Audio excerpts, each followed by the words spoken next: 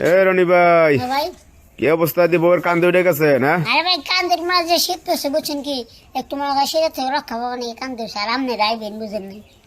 আমরা আইবো, আমদ উঠে গেছেন কান্দে। হ্যাঁ উঠতে বুঝছি।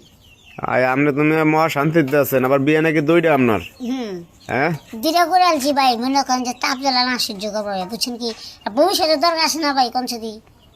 তাই কি কান্দে উঠে থাকবে না নামবেন থামবেন? নামান তো রাখো নামান নামান, এই আস্তে আস্তে পইরে আবার আত্ম ভাঙ্গেন না ভাই, শীতকালের দিন আত্ম ভাঙ্গে লইয়েন, আস্তে আস্তে নামান। কি কমায় মানে ভয় ভাই না তো পড়লেও সমস্যা হ্যাঁ? কিছু একটা আছে, দুইটা করছি বুঝেন নাই। বুঝতে পারছি, আমি মনে করেন কোনো টেনশন নাই না? না টেনশন নেই। পইরে গেলে আরেকজন ধরবে। হ্যাঁ হেলিকে তো মনে করে দেন না নামতেও ভয় ভাই না, ফল করে নেবে করি। আচ্ছা আইসেন না, পুরোটা আপনার হাসি আসে বারবার ওলি, এই পাম পাউডার সর্দিম গইল। বেশি হাসি আসে আপনার ওলি। তার ঘটনা হচ্ছে যে এখন ভয় পান না, পড়ে গেলে আরেকজন ধরে না? হ্যাঁ সাপোর্ট আছে না। সাপোর্ট লয়ে করেন খালি। হ্যাঁ তাই এই অনেকদিন পর আসলাম, কেমনি কি কন্দি ভাই যে বিয়ে শাদিতে করকে ফেলাইলেন? অনেক দর্শক জানতে চায় যে ভাই রনি ভাই কেমনে দুইটা বিয়ে টিয়া করলো, ভাই একটু জানান দিয়ে আমাদের। ভাই মনে করেন যে যে বলছে বড় বুঝছেন কি, বিয়ে সাথে করার পরে সন্তান আপনার বয়স যেন কত বড় ভাই? 48। ওরে সোবান আল্লাহ, কয় 48 বছর? এরকম কথা ভাই? ধরা যায় না ভাই, ধরা যায় না?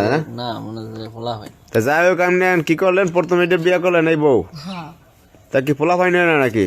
পোলা বানায় না, পরে যার বুনের পরে আবার বিয়ে করছে যাতে সন্তান আদি হয়, পোলা বানা হয়। আপনার ভবিষ্যৎ লাগবে।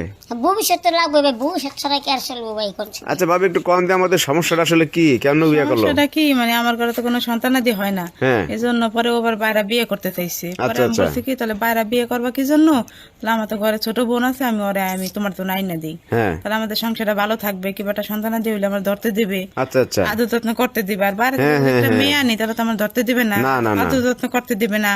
এজন্য ও রাজি হয়েছে। পরে পরে আমার বোনরে বললাম যে আমার সংসারে আমার জামাইয়ের কাছে তুই বিয়ে বসলে মানে আমার সংসারটা ভালো থাকবে। হ্যাঁ হ্যাঁ, পরে আমার বোন রাজি হয়েছে, রাজি হওয়ার পরে আমি ওর জন্য বিয়ে করে ওর নিয়ে আসছি বাসার থেকে। মানে দেখা যায় যে আপনার ঘরে অন্য কেউ আসলে হ্যাঁ, এই সংসারটা টিকবে না, আপনার কিনা এই টিকবে সংসার না। না থাকা হয় কি? হ্যাঁ এই জন্যই আমার আবার ওই ঘরে সন্তানা দিয়ে হইলে আপনারা তো ভালোবাসবে না, রনি ভাই তো ভালোবাসবে ওই বউরে, তাইলে কি? হ্যাঁ এই জন্য আমার বোনটা আমি আনছি। ও, ভালো বুদ্ধি করছেন। এই যে এই আপু, আপনার বোনের কাছে সত্যি নিয়ে আসলেন, এটা কি আপনার ইচ্ছা না বাপ মা জোর করে দিচ্ছে?